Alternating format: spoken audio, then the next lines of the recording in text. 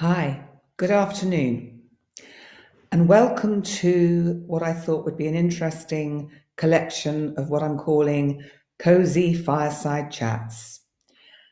So today's is going to be about an oracle system called the CHING. Now, for those of you that know about the CHING, this is probably the most traditional book that is around. But I'll just tell you briefly what the I Ching is, and then I'll tell you why I decided to talk about that today.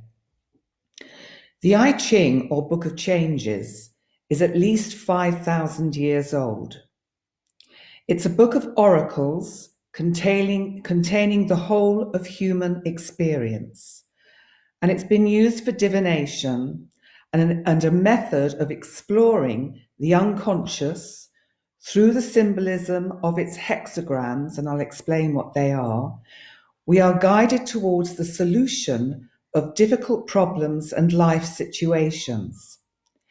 It can also be read as a book of wisdom, revealing the laws of life to which we must all attune ourselves if we are to live in peace and harmony. The I Ching, they think, probably is ascribed to a legendary ruler of China called, and I can't pronounce his surname or the second half of his name, it is Fu Sai, which is spelt HSI. I'm not sure how you pronounce that. And he ruled China allegedly during the 3rd millennium BC. That's a really long time ago. And it's been used for thousands of years by Chinese households to analyze and illuminate every facet of their life.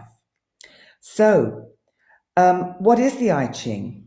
Well, it's a collection of 64 what they call hexagrams. Now, a hexagram is a series of lines. In fact, I can show you what they look like. So, these are the ones I've done for the purpose of this discussion. And a hexagram basically is you have what they call moving lines and non-moving lines.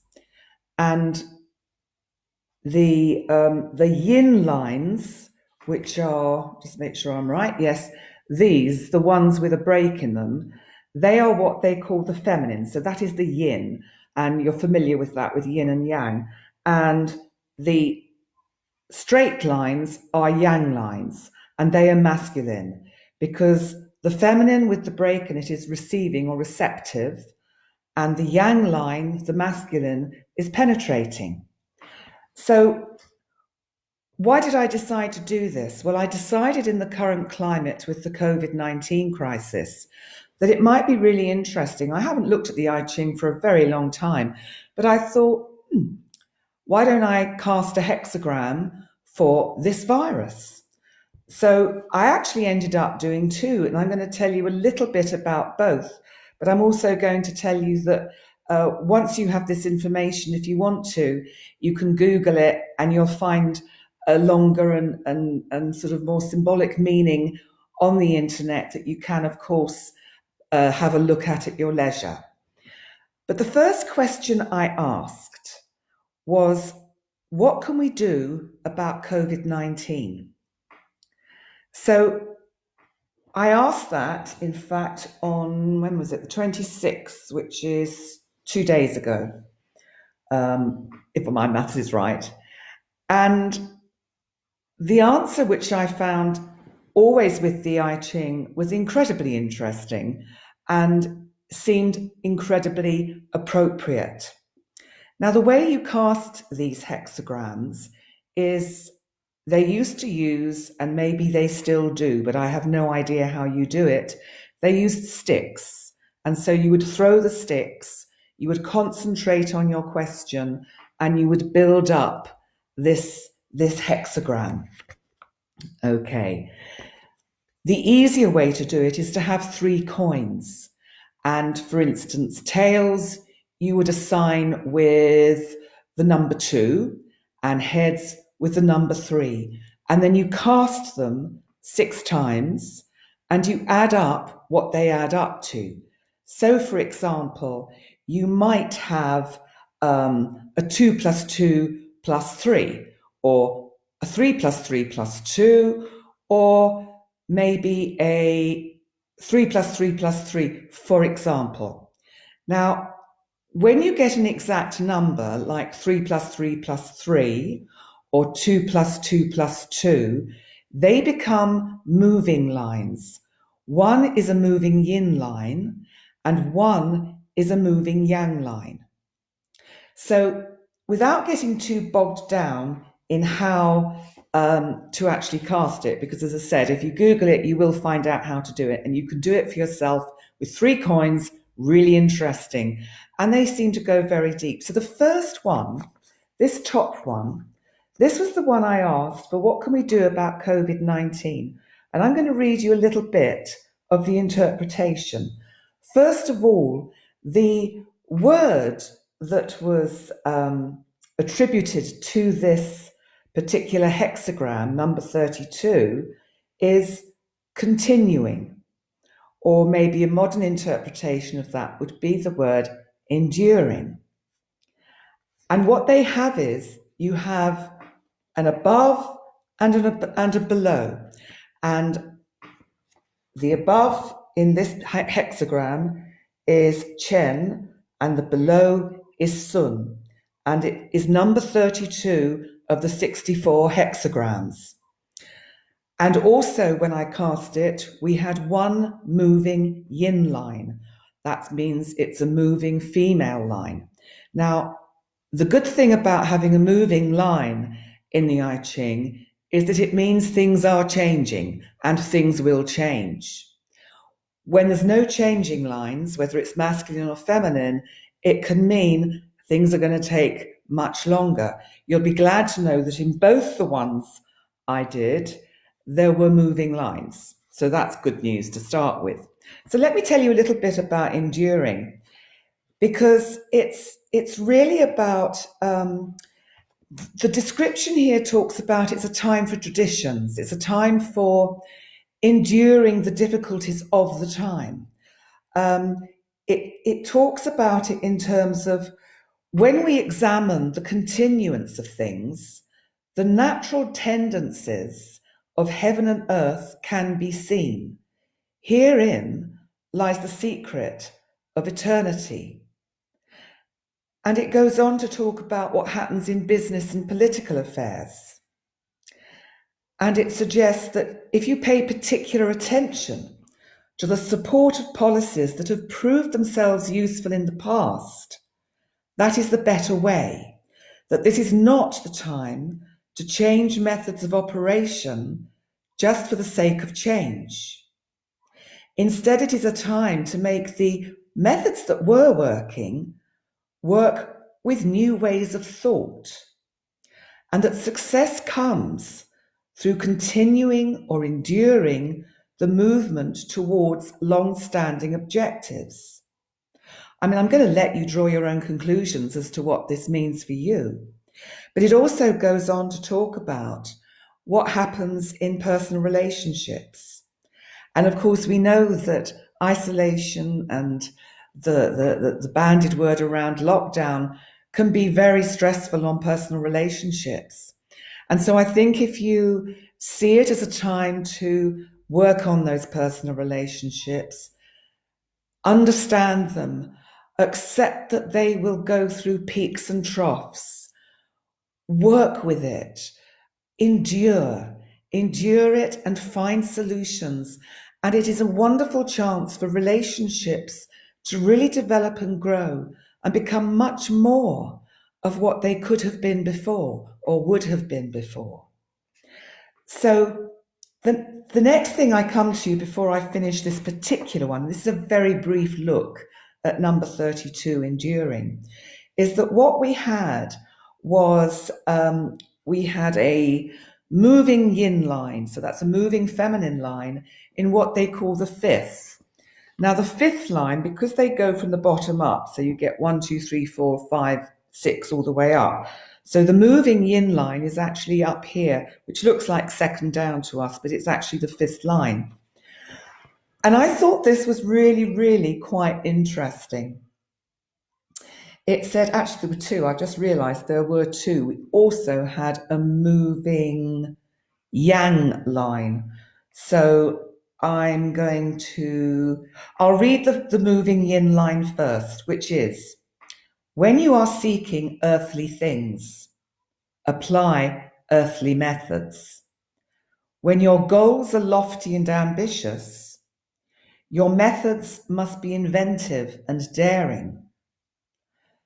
Learn to apply the appropriate kind of effort to achieve the effect you desire.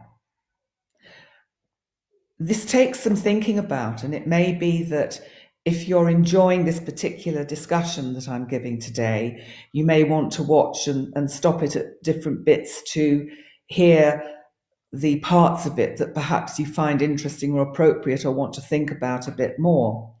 So if we come to the masculine yang line in the second line, so that's down here, okay. This I found really interesting because it says, apply just enough consistent force. And if you do that, by consistent force, it affects the situation. Too much energy or too little will create chaos.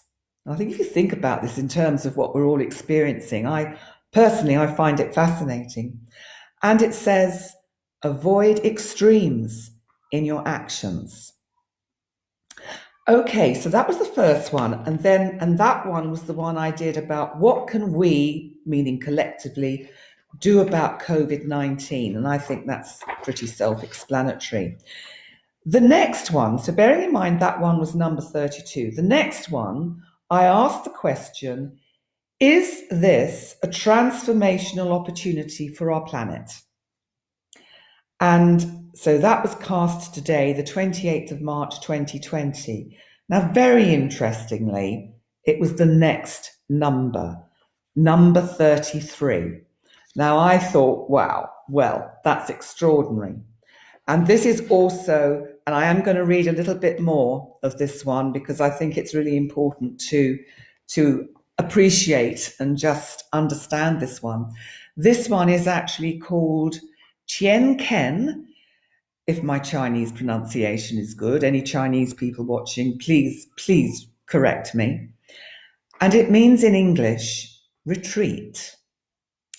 So it talks about how the brilliance of the moon begins to diminish at the moment it reaches its fullness. So if you think about the sort of symbolism of that, so this is about cycles. It's about the cyclic pattern of all of this. So it talks about the dark and the light and the rising from the light into the dark. And then, of course, we always know we will always come back into the light. And it talks about, like winter, this hostile and inferior force is in accordance with the patterns of the cosmos. To retreat at the proper moment, which of course most of us are doing. So to retreat at the proper moment is the best course of action. Choose this moment wisely. If you retreat too soon, you will not have the time to properly prepare your return. If you wait too long, you may be trapped. Your retreat should be confident and powerful. And the amount of posts I'm seeing on Facebook where people are not necessarily in the age groups or brackets that have been asked to lock down, but they are choosing to do it voluntarily. Now, I believe they're working on a gut instinct. And you know what? That's absolutely fine. That is brilliant. There may be some who are caught in fear and acting out of paranoia. And some of us may have done that at the start, but that's also okay because perhaps we needed that time of retreat to go within, to think about where am I in all this and what is best for me. And I would imagine most people who retreated in fear will be coming through that and coming out to a way of managing this. So I just want to say a little bit more of this, because it talks about modest but firm arrangements should be made, both to aid in your return and to prevent any adversaries from advancing in your absence. It is of great importance, it goes on to say, that you do not confront or struggle with the opposing forces and thereby become emotionally involved with what is actually a futile situation. And vengeance and hatred will cloud your judgment and prevent the necessary retreat. And that's a bit like last weekend I was talking about how easy it is for us all to get into judgment. You know, I'm including myself in this because we're all human, and I catch myself many times falling into these things or ways of thinking that I know are not helpful. So it goes on to say, you cannot win the war right now, but you can, and this I found fascinating, stop the enemy's advance. This is done with a determined detachment.